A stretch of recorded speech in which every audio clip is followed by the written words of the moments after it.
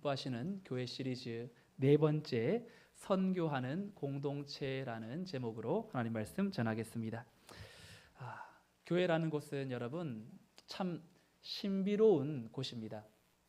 교회가 많은 계획을 가지고 또 여러 사업을 구상하고 조직과 또 여러 이 내용을 가지고 나가지만 결국 그 걸음을 인도하시고 우리가 생각지 못했던 그러한 일들을 이루시는 하나님의 그러한 역사를 우리가 민감하게 교회 안에 신앙생활 하다 보면 느껴지게 됩니다.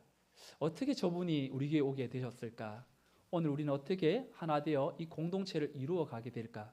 참 생각지 못했던 일들 하나하나에 우리의 마음이 하나님이 하셨죠. 하나님이 참 살아 계십니다라는 걸 교회 안에 있을 때마다 우리의 마음에 느껴지게 됩니다. 그런데 일로만 교회 일을 하고 무언가 내 계획으로만 어떻게든 이 계획을 잘 이렇게 해나가려고 하는 마음이 앞서다 보면 하나님이 일하시는 것은 보이지 않고 우리가 열심히 하면 잘 되고 우리가 뭔가 열심히 무언가를 해야 한다라는 부담감이 우리 안에 자꾸만 생기게 되죠.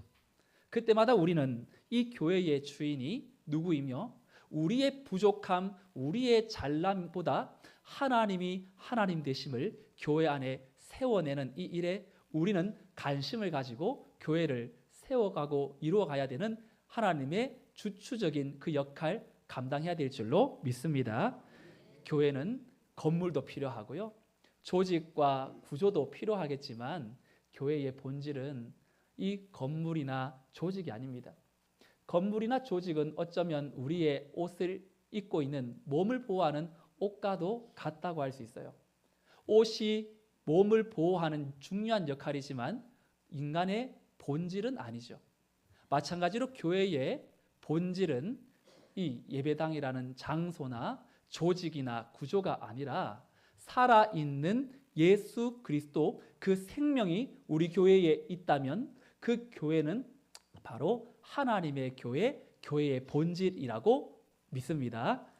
그래서 교회의 머리는 주님이시고 그 주님 되시는 예수님의 그 머리에서부터 연결받아 도움을 받아 우리의 몸인 각 지체인 성도가 하나님을 하나님 되게 하는 일에 계속해서 하나님의 마음을 우리가 알고 그 뜻을 준행하는 일에 앞장서야 되겠죠. 그래서 우리는 지난 몇 주간 동안 어떻게 하면 우리 머리 되신 주님의 그 사랑이 우리 안에 생명력 있게 약동할 수 있을 것인가? 거기에 대해서 참된 것을 말하여 친절한 성도의 사귐과 진실한 교제가 우리 교회 안에 소그룹으로 많이 세워져야 한다는 걸 같이 나누었고요. 그리고 근신하여 정신을 차리고 기도하는 사역, 참 요즘 금요기도에 뜨겁게 기도하시는데 기도에 대한 우리가 한 마음으로 더 하나님 앞에 나아가야 하고 받은 바 은사로 봉사해야 되는 역할들, 그러한 것을 교회에 필요한 요소들로 같이 나누었습니다. 오늘 마지막으로 하나님은 우리에게 이런 교회가 좀 되어달라라는 그러한 마음으로 우리에게 주신 말씀이 누가복음 15장 말씀입니다. 바로 선교라는 이 내용인데요. 여러분들에게 한번 질문해 볼게요. 선교하면 어떤 마음이 드세요? 너무 부담스러워서 나와는 전혀 거리가 먼. 근데 어떤 선교사님이 중동에 선교를 준비하는데 그분이 선교를 위해서 기도하는데 이렇게 기도했대요. 하나님, 한 번뿐인 인생 선교지에 가서 죽을 수 있는 나라로 보내달라고. 그런 기도 할 수 있겠어요? 만약 그런 교회에 선교사로 파송하는 그 선교사는 그럼 죽으로 내보내는 그런 교회가 되겠죠. 근데 그 선교사님의 마인드가 죽으로 갈 수 있는, 근데 그분이 가장이고 집안에 또 뭔가 자녀들을 같이 데려가야 되니까 자기만 죽는다고 해서 되지 않잖아요. 가족들도 순교하는 선교사 가족을 만들려고 그날부터 매일 밤마다 이 가정예배 드리면 이 자녀들도 순교할 수 있는 그러한 은혜 달라고 순교의 가치와 기쁨이 어떤 것인지 성경 속에 꼭 그것만 찾아내서 이렇게 같이 나누었던, 근데 1년이 지났더니 자녀들이 이제 아버지가 축으로 선교하러 가고 싶은 그 마음을 알고 아이들이 먼저 얘기하더래요. 아빠, 하나님은 아빠 선교지 가서 꼭 죽게 할 거니까 걱정하지 말라고. 너무 염려하지 말라고. 다 하나님이 죽으러 갈 수 있는 나라를 준비해 놨으니까 걱정하지 마시라고. 그랬더니 그 선교사님이 목사님을 찾아와서 이제 준비가 된 것 같아요. 우리 집안에 다 죽으러 갈 수 있는 준비가 된 것 같아요. 하면서 이제 중동에 파송받은 한 이야기를 듣게 되었습니다.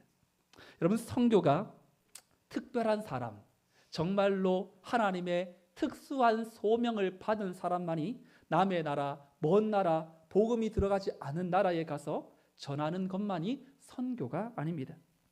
성경이 말씀하는 선교라는 책에 보면 그 성경의 주제를 전체를 선교라고 주장하고 정의를 하는 책이 있어요. 그래서 주님은 이 땅에 선교사로 오셨고 문화 명령을 실행해야 될 아담과 하와도 이 땅의 최초의 선교사라고 규정합니다.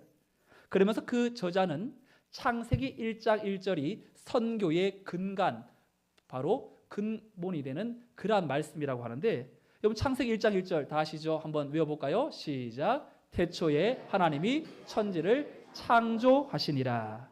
아멘. 이것은 진화론자들에게 하나님이 천지를 창조한 창조주라는 걸 말하기 위해서뿐만이 아니라 바로 이 세상 속에 하나님께서 창조되어진 피조물은 하나님을 예배하고 하나님을 믿어야 한다라는 걸 전제하고 있는 구절이라는 것이죠.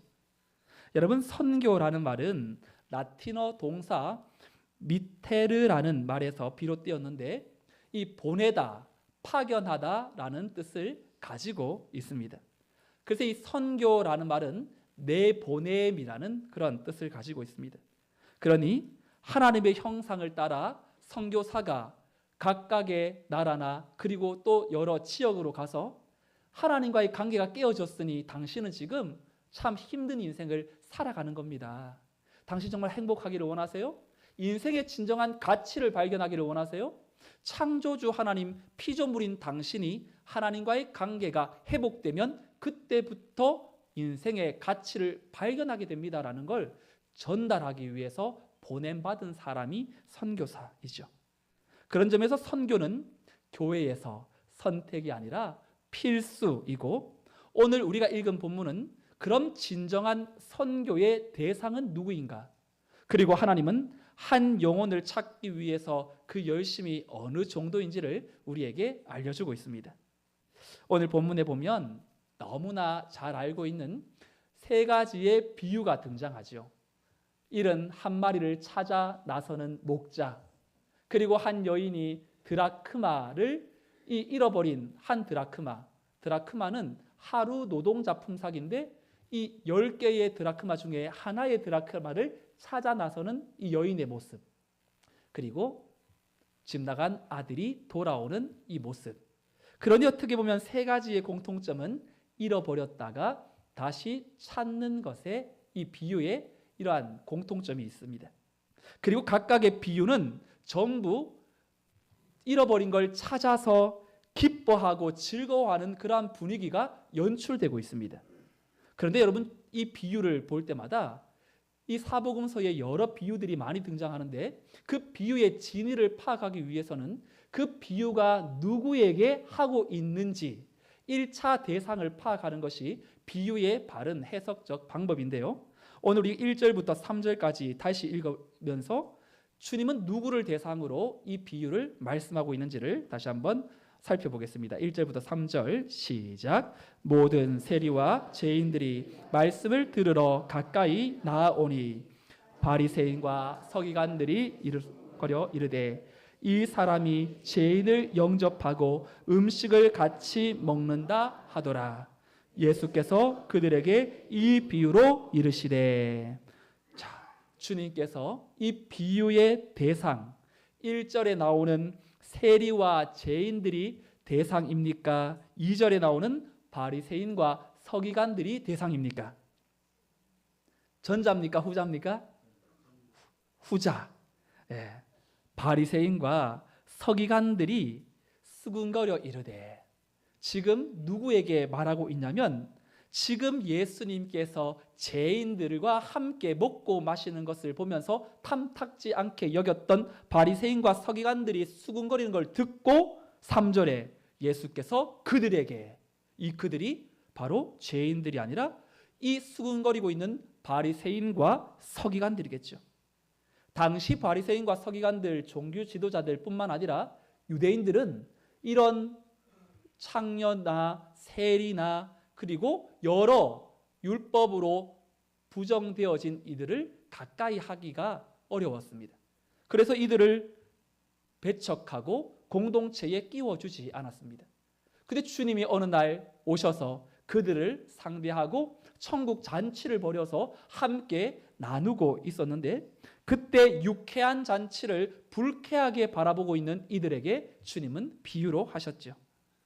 여러분, 지금 주님께서 비유로 말씀하면서 과연 돌아와야 될 사람, 선교의 대상, 잃어버린 자가 누구인지를 말해주고 있습니다.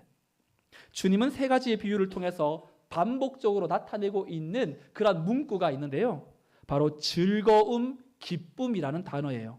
5절에 한번 보면 잃은 양을 찾은 목자의 반응에서 또 찾아낸 즉 즐거워 어깨에 메고, 9절에도 또 찾아낸 즉 벗과 이웃을 불러 모으고 말하되 나와 함께 즐기자.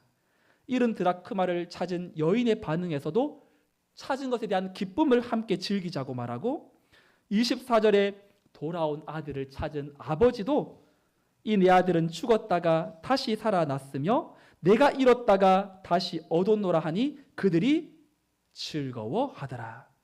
지금 3가지의 비유는 분위기가 어때요? 즐거움이죠. 기쁨이죠. 감사함이 넘쳐납니다. 무엇을 말해줍니까? 하나님은 잃어버렸다가 다시 찾은 기쁨이 얼마나 큰지를, 그 즐거움을 나누고 싶었던 것입니다. 결국 이 비유는 우리가 잃어버린 기쁨에 대한 이야기라고 할 수 있고, 그리고 그 기쁨의 잔치로 돌아오라는 하나님의 초청장이기도 한 것입니다. 그런데 오늘 이 비유를 좀 보면 좀 이상한 점 하나가 있어요. 첫 번째와 두 번째 비유는 서로 내용 구성이 비슷합니다. 근데 3번째 비유가 조금 다른 것을 알 수 있는데, 첫 번째, 두 번째는 잃어버린 것을 찾은 것에 기쁨을 나누는 것 반면에 3번째 비유는 그 기쁨을 함께 축하하지 못하고 그리고 불평 어린 목소리를 내는 한 사람이 등장하죠. 그 사람 누굽니까? 첫째 아들입니다.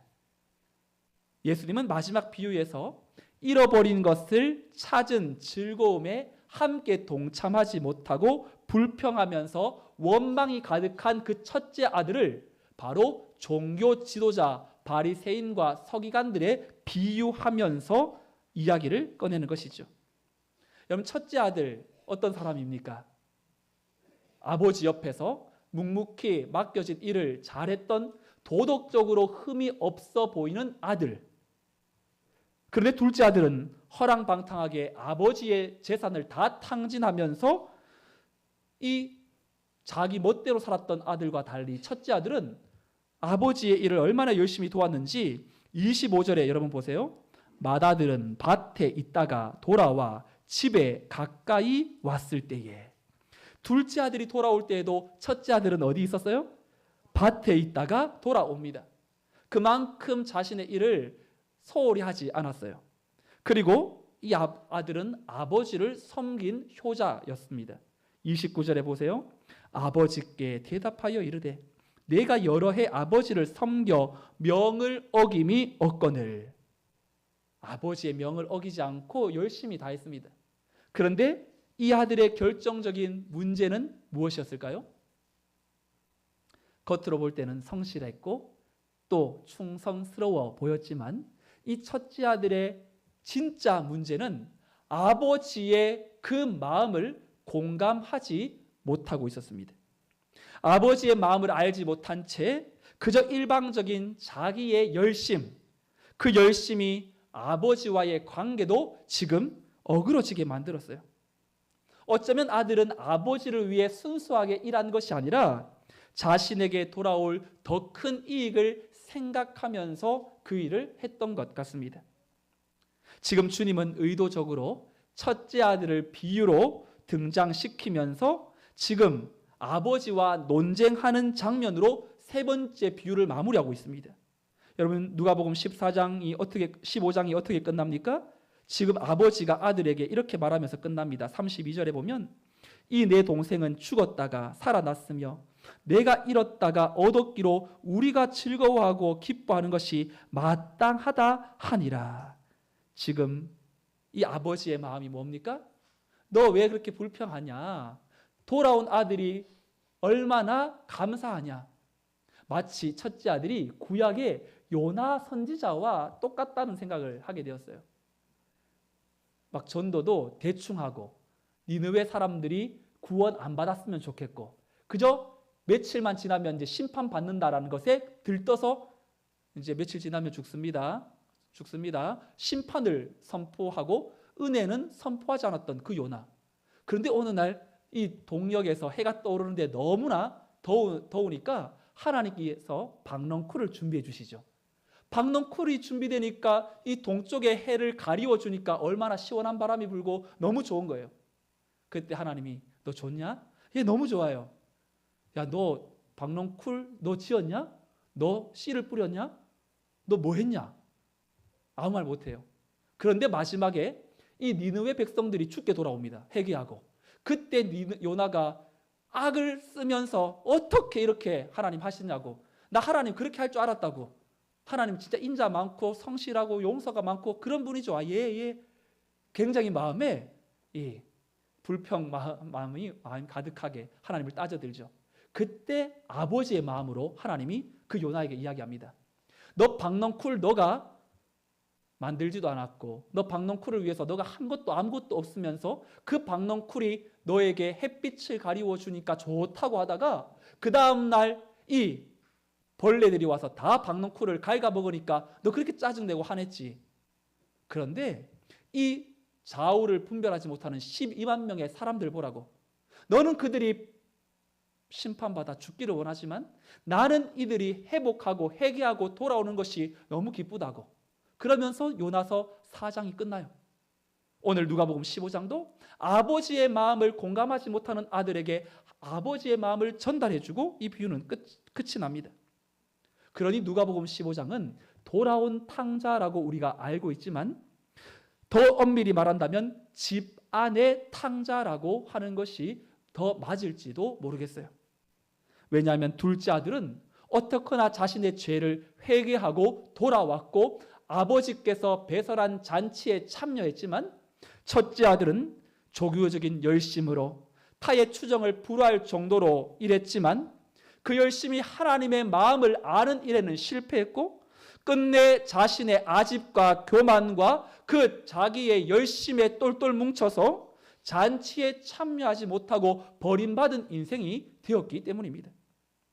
저는 이 말씀을 준비하면서 하나님이 제 마음속에 질책하는 것을 느꼈습니다.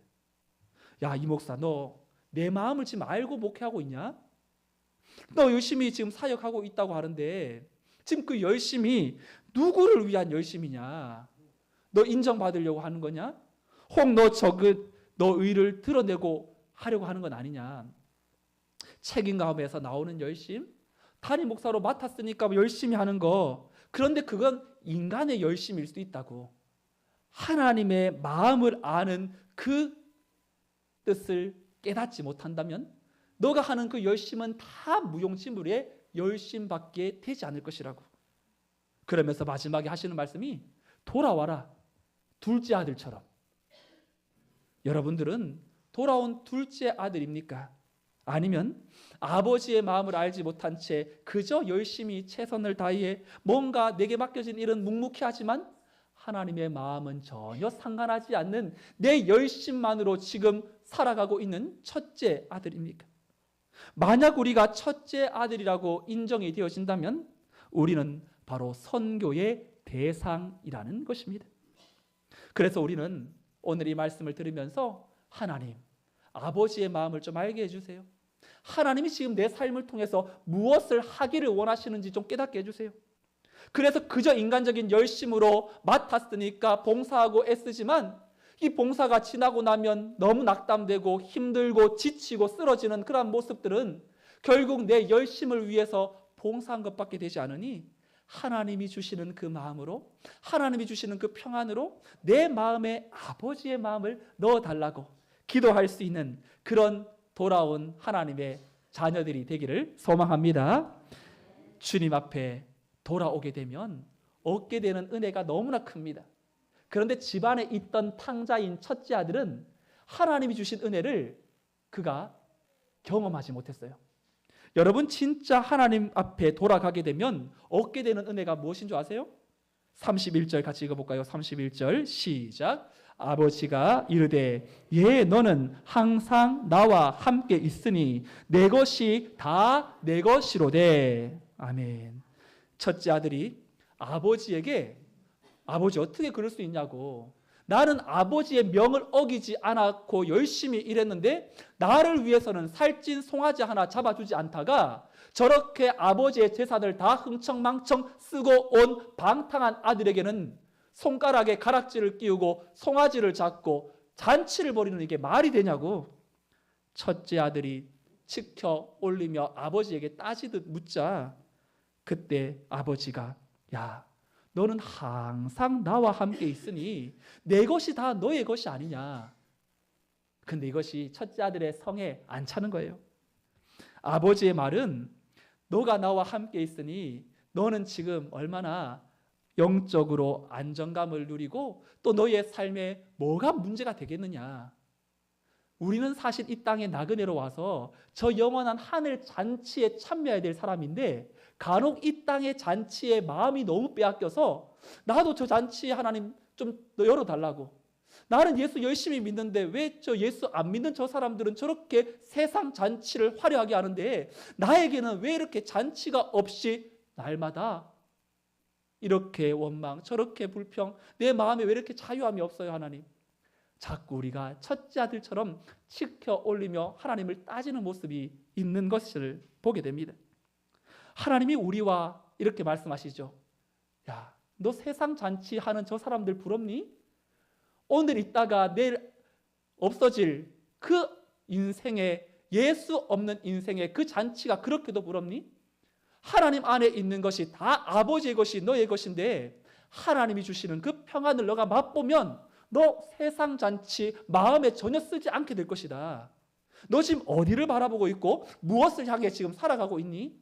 하나님께서 우리에게 아버지의 것을 넣어주셨는데도 우리가 아버지의 것을 그저 큰 것이라고 느끼지 못하고 그저 이 땅에 내 손에 잡히는 것이 없다 보니 아버지의 것으로 만족하기는커녕 세상의 것에 자꾸만 내 마음이 넘어지게 되는 것 아닙니까? 우리가 하늘의 것으로 기뻐하고 하나님의 것을 누리게 되면 찬송가 438장이 그대로 재현되는데 내 영혼이 은총이 입어 중한재심을 벗고 보니 슬픔 많은 이 세상도 어떻게 된다고요? 천국으로 화하도다. 3절 높은 산이 거친들이 초막이나 궁궐이나 내 주 예수 모신 곳이 어떻다고요? 그 어디나 하늘나라. 아멘. 우리가 세상에서 이 땅에 살아가면서 세상의 잔치는 영원하지 않기 때문에 그 순간만 좀 돈이 잘 벌어졌네 감사하다, 이번 달은 렌트비를 잘 낼 수 있겠구나, 진짜 다음 달도 그랬으면 좋겠다. 뭔가 우리는 현실에 발을 딛고 살아가니까 이 땅에서만 자꾸 우리는 부족함 없이 살아가는 것이 제일 큰 복이라고 생각하지만 하나님은 어떤 상태에 있든지 너 지금 슬픔 많은 이 세상도 하나님이 주시는 은혜 안에 있으면 어디나 천국이라고 우리에게 말씀하시는 그 원리를 깨닫고 살아가기를 원하신다는 것입니다. 우리가 세상에 살면서 이 땅의 것을 더 추구하며 하늘의 것으로 내 것이 되지 못하는 비참한 삶이 아니라 하나님이 주시는 것, 그 은혜 안에 우리가 거함으로 하나님이 주시는 그 평안과 참된 만족을 우리 안에 얻게 되어 하나님이 원하시는 그 삶을 온전히 살아내는 하나님 나라의 실제를 경험할 수 있기를 주님의 이름으로 축원드립니다. 오늘 말씀에 한 가지 더 우리를 향한 하나님의 마음을 알려주고 계시는데, 주님은 오늘 이 비유를 통해서 한 영혼의 소중함에 대해서 우리에게 말씀하고 있습니다. 누가복음 15장은 잃어버린 것에 집중하는데, 많이 잃어버린 것이 아니라 하나 잃어버린 것에 집중해요. 한 마리의 잃어버린 양, 한 드라크마, 그리고 한 아들. 여러 가지가 아니라 하나의 잃어버린 것에 집중하는데, 그 잃어버린 것을 주님이 찾으시는 열심이 어느 정도인지를 4절, 8절에 이렇게 기록하는데요. 4절 같이 읽어볼까요? 4절 시작. 너희 중에 어떤 사람이 양 100마리가 있는데 99마리를 들에 두고 그 잃은 것을 찾아내기까지 찾아다니지 아니하겠느냐. 8절 시작. 어떤 여자가 10드라크마가 있는데 하나를 잃으면 등불을 켜고 집을 쓸며 찾아내기까지 부지런히 찾지 아니하겠느냐. 아멘. 여러분 집에 가셔서 다시 누가복음 15장을 찬찬히 읽어보세요. 찾는다, 찾다라는 동사가 10번 나옵니다. 결국 하나님은 어떤 분이시죠? 잃어버린 자를 절대로 포기하지 않고 찾아낼 때까지 반드시 찾아내시는 분이 우리 하나님이신 줄로 믿습니다. 그래서 우리는 아직 믿지 않는 내 남편, 내 아내, 내 자녀, 내 주변의 친척들 어떻게 하면 좋아요? 마음에 그런 고민과 기도 제목이 있지만 오늘 신실하신 하나님을 보세요. 찾아낼 때까지 찾으시는 그 하나님의 때에 하나님의 방법으로 우리가 그 일에 쓰임 받을 날이 오게 될 것입니다. 목자가 끝내 양 한 마리를 찾았습니다. 그런데 이상한 일이 벌어져요. 그 목자가 너무나 기뻐서 사람들을 다 불러요. 그리고 잔치를 벌입니다. 여러분 한번 생각해 보세요. 한 마리 양 찾았다고 잔치를 벌이면 돈이 얼만큼 들까요? 양 한 마리보다는 최소한 20마리 아니면 10마리 정도는 잡아야 이 잔치 되는 거 아닙니까? 한 마리 찾았다고 그것이 얼마나 크고 기쁘길래 사람들을 모아서 더 많은 경제적 손실을 감수하고 잔치를 벌이고 있냐고요. 세상의 논리로는 무모하고 어리석기 그지없는 행동입니다. 그런데 이렇게 생각하면 어떠세요? 여러분들 집에 강아지를 키우고 있다고 생각해 보세요. 키우시는 분들도 많으시죠? 여러분 한 마리의 강아지 키우는데 한 달 얼마 들어가요? 비용이. 인터넷 보니까 병원비 포함해서 한 15만 원 들어간대요. 그러면 한 1년이면 180만 원, 그리고 10년이면 1,800만 원. 여러분 이 큰 금액을 한 마리 강아지에 투자하는 것을 아깝지 않고 거기에 집중하는 이유는 뭡니까? 그 강아지가 단순한 경제적 가치로 보는 것이 아니라 관계적인 가치로 보기 때문이죠. 요한복음 10장 11절에 우리 주님도 이렇게 우리에게 말씀하세요. 함께 읽어볼까요? 시작. 나는 선한 목자라. 선한 목자는 양들을 위하여 목숨을 버리거니와. 아멘. 목자가 양과 비교할 바 되지 않는 고귀한 가치, 생명의 그 인생이, 그 주님이 양을 경제적 가치로 보았다면 절대로 자신의 목숨을 내놓지 않죠. 그런데 양을 사랑하고 가족처럼 관계적으로 대하니까 그 양이 어려움을 당할 때 자신의 생명을 내어서까지 그것을 찾아내려고 하는 목자의 마음이 우리 주님의 마음이라는 것입니다. 여러분, 교회가 한 영혼을 잃어버릴 때, 한 영혼을 향한 기쁨을 놓쳐버릴 때 어떤 일이 일어날지 영국 성공회, 개신교인데요, 성당과 좀 비슷하지만 개신교에 속한 성공회에 이 데오드로 웨델이라는 신학자가 풍자적으로 한 가지 이야기를 전하는데, 이야기를 전하고 마치겠습니다. 어느 한 해변이 있었어요. 근데 이 해변은 매우 위험한 해변이었습니다. 지나가는 배들이 보이지 않는 바위에 부딪혀서 계속 조난자가 발생하고 있는 거죠. 그런 해변에 어느 날 잃어버린 조난자들을 우리가 구조하겠다라는 사람들이 뭉쳤습니다. 그래서 인명구조소 하나를 세웁니다. 말이 인명 구조소지 다 낡아 빠진 작은 보트 하나 그리고 오두막 하나 이게 전부예요. 그런데 생명을 향한 열정을 가지고 열심히 구원해 냅니다. 그런데 시간이 지나면서 이들의 수고에 구조받은 사람들이 늘어나기 시작했어요. 그래서 구조소를 찾는 사람들이 너무나 감사해서 너무 감사해요. 근데 이 구조소를 보니까 너무 열악한데요. 제가 좀 돈 좀 낼게요. 구조소 좀 다시 새롭게 리모델링 합시다. 그러면서 구조를 받은 사람들이 돈을 십시일반 내면서 최신식 보트를 샀습니다. 전문적 구조대원들을 고용하기 시작했어요. 점점 더 많은 사람들이 모이자 편의성과 안락성을 추구하면서 큰 건물을 증축하고 개조하기 시작합니다. 그리고 구조 안에 모든 자재들이 최고급으로 바꿨어요. 구조소에 들어오는 사람들이 옛날에는 허름한 옷, 진짜 구조되어서 별 볼 일 없는 그런 모습들이었는데 이제 구조소에 인기가 많아지다 보니까 구조되는 사람들이 오지 않고 그저 구경하려고 오는 사람들이 오는데 화려하고 또한 멋있는 옷을 입고 들어옵니다. 어떤 일이 벌어졌을까요? 전에 없던 화려함과 안락함에 사람들의 마음이 빼앗기면서 점점 그곳은 사람 구해달라는 소리가 들리지가 않습니다. 그리고 급기야 어떤 사람이 구조돼서 들어오는데 자기들이 애써 깔아놓은 아름다운 카펫 그리고 멋있는 가구를 더럽히는 것에 눈살을 찌푸리며 못마땅하게 여깁니다. 사람들의 떠드는 소리와 교제 소리가 넘쳐나지만 그 어두운 바닷가에 난파되어 조난당한 사람들의 비명 소리는 더 이상 들을 수가 없고 그리고 그 구조소는 구조소가 아니라 안락소로 그냥 편의소로 휴게소로 바뀌었다는 이야기입니다. 이 데오도로 웨델은 이 풍자 이야기를 통해서 오늘날 교회가 무엇을 잃어버린지에 대해서 말씀하고 있습니다.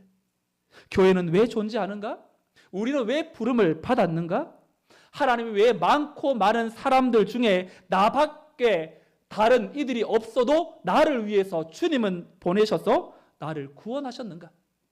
그것은 우리도 잃어버렸다가 찾은 바 된 사람이고 우리도 예수님처럼 이 땅에 잃어버린 한 영혼에 대한 마음을 회복하고 그 영혼을 구원하는 일에 집중하는 영혼 구조소의 사명을 잃어버리면 교회는 더 이상 교회가 아니라 변질되어져 갈 것이라는 걸 말해주는 것이죠. 사랑하는 성도 여러분, 오늘 우리가 살아가면서 제일 큰 기쁨은 잃어버린 내가 하나님의 영광의 빛 앞에 광명을 찾고 그 은혜 안에 구원의 감격이 회복되는 것이 참 기쁨이지만 또 다른 이들이 나와 함께 구원받은 자리에 들어오는 것을 보는 것도 너무나 큰 은혜이고 하나님의 기쁨에 동감, 동참하는 그러한 모습이 되겠죠. 오늘 여러분들의 신앙생활에 혹 열정이 식어지고 있습니까? 교회에 와도 예배에 감격이 없습니까? 한 영혼을 품으시기 바랍니다. 여러분 내 주변에 각 전도회에 여전히 우리의 마음을 가지고 돌아봐 주기를 원하는 분들이 있으면 그리고 노방전도를 통해 짝전도를 통해서 이제 한 달, 두 달이 지나가면 이 노방전도가 관계전도로 바뀝니다. 만났던 사람을 또 만나게 할 수 있거든요. 그러면 또 그때 그 사람이 하나님이 맡겨주신 한 영혼이라고 생각하고 그 영혼을 향하여서 아낌없는 사랑으로 찾아가고 또 그를 돌아보며 정말로 한 영혼이 구조되기를 원하는 아버지의 마음으로 우리 교회가 나아간다면 여러분 우리 교회는 사람이 많아져서 행복한 교회가 아니라 구조되어진 사람들의 기쁨과 구원의 감격의 소식 앞에 우리는 더 하나님 앞에 감사함이 넘쳐나게 될 것입니다.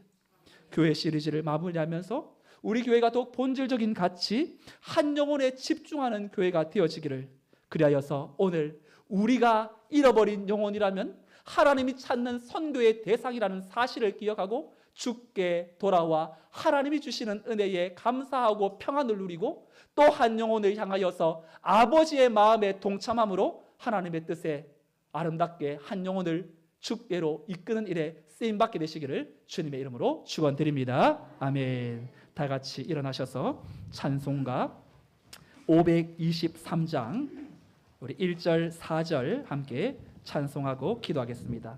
523장 어두운 제약길에서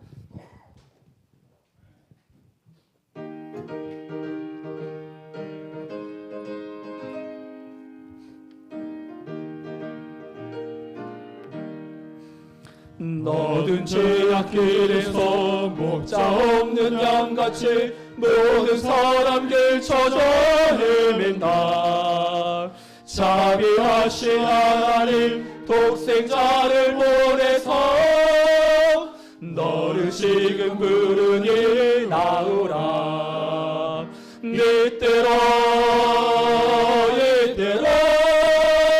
주의 긍휼 받을 때가 이때라.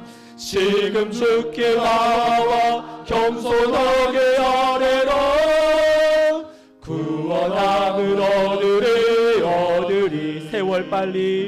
세월 빨리 흐르고 세상 친구 가는데 너의 영혼 오늘 밤 떠나도 주의 구원 받으면 천국에서 영원히 주와 함께 살리라. 이때라 주의 긍휼 받을 때가 이때라. 지금 주께 나와 겸손하게 절하라. 구원함을 얻으리. 함께 이 시간 말씀을 생각하면서 기도하겠습니다. 여러분들은 과연 하나님 앞에 돌아온 탕자입니까?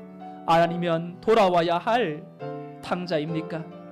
오늘 주님 앞에 나왔지만 신앙생활 열심히 하지만 과연 나는 하나님의 마음을 알고 신앙생활하고 있는 사람입니까?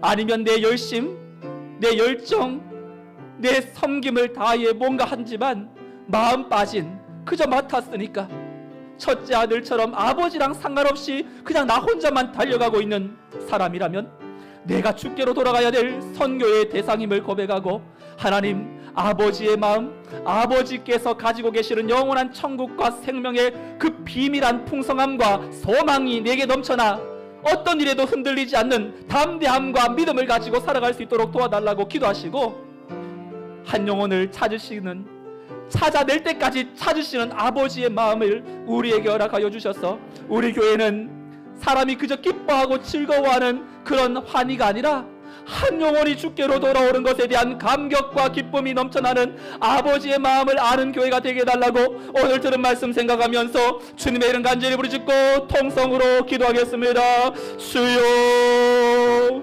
하나님 아버지 우리를 살려주옵소서. 우리 교회를 살려주시옵소서. 하나님 우리는 과연 어떠한 인생입니까? 아버지의 마음을 잘 알고 있습니까? 하나님께서 내 마음 가운데에 지금 어디를 바라보고 세상 잔치의 마음 빼앗겨 하나님이 베풀어 주시는 천국 잔치에 우리의 마음이 하나님 집중되지 못하고 있었던 것 용서하여 주옵소서. 우리는 돌아와야 될 하나님의 자녀들입니다. 아버지의 마음을 시원하게 드려야 될 자녀들입니다. 하나님과 상관없는 내 인생, 정말로 하나님 내 안에 있는 이 땅의 것에 마음 빼앗겨 하나님의 것을 바라보지 못하는 어리석은 인생 되지 않도록 도와주옵소서. 자꾸만 목말라 하는 세상의 것에 우리의 마음이 빼앗기는 것이 아니라 내 것이 다 내 것이 아니냐 말씀하시는 아버지의 그 사랑을, 아버지의 그 능력을 우리에게 허락하여 주셔서 하나님이 넣어주시는 그 평안과 은혜를 맛봄으로 말미암아 이 땅을 천국으로 변화시키는 하나님 나라의 실제의 주인공들이 되게 하여 주옵소서. 하나님의 그 마음은 한 영혼을 찾아내기까지 찾아내시는 하나님의 마음을 우리가 오늘 들었으니 선교하는 공동체로서 한 영혼이 주께로 돌아와 기뻐하고 감사하며 감격하며 하나님의 영광의 손에 붙들려 믿음의 삶을 잘 살아갈 수 있도록 주여 우리 교회를 사용하여 주옵시고 우리 성도들에게 하나님의 그의 뜰 앞에 서로를 믿음으로 세우고 하나님의 영광의 손에 붙들어 하나님 이곳이 천국의 은혜의 기쁨의 잔치 자리가 되게 하여 주시옵소서. 하나님 아버지 감사합니다. 아버지의 마음을 알지 못하고 그저 열심으로만 하나님을 섬기며 주일날 안 빠지면 되는 줄 알았는데, 하나님 아버지, 우리의 그 마음 빠진 신앙생활은 다 내려놓게 하여 주시고 오직 하루를 살아도 정말로 하나님과 동행하고 하나님이 내게 넣어주시는 그 소원의 마음을 품고 평강의 주께서 말씀하시는 뜻을 잘 준행할 수 있는 살아있는 역동하는 성도들이 되게 하여 주옵소서. 내 것이 다 내 것이 아니냐, 하나님의 그 천국의 은혜 우리에게 넘치게 되면 구원의 기쁨이 넘치게 될 것이요, 이 땅에 잔치하는 소리에 우리의 마음이 빼앗기지 않게 될 줄 믿습니다. 우리의 마음속에 하나님의 그 은혜의 잔치에 동참하여 그 어디나 하나님 나라를 이루는 하나님 나라의 실제로 살아내는 성도들이 되게 하여 주옵소서. 한 영혼을 찾아낼 때까지 찾으시는 하나님, 그 하나님의 신실하심을 믿습니다. 믿지 않는데 남편, 아내, 우리 자녀들, 내 친척들, 내 이웃들 하나님의 때의 방법으로 하나님이 찾아내실 줄 믿사오니 우리가 그 하나님의 일을 이루는 일에 도구가 되게 하시고 통로가 되게 하여 주시옵소서. 그리하여 우리 교회는 한 영혼이 주께 돌아와 감격하고 기뻐하는 그 은혜의 그 감격의 기쁨이 넘쳐나는 아름다운 교회로 쓰임받게 하여 주옵소서. 이제는 우리 주 예수 그리스도의 은혜와 하나님의 크신 사랑과 성령님의 인도 보교통 충만 역사하심이 하나님의 마음을 알아 하나님의 뜻이 어디 있는지를 깨달아 한 영혼, 그 한 영혼에 집중하여 아버지의 마음을 시원하게 누리기를 원하는 주의 몸된 성도들의 삶과 가정과 자녀와 생업 위에, 또한 우리 교회와 나라 민족 열방 위에 이제로부터 영원토록 함께 있을지어다. 아멘.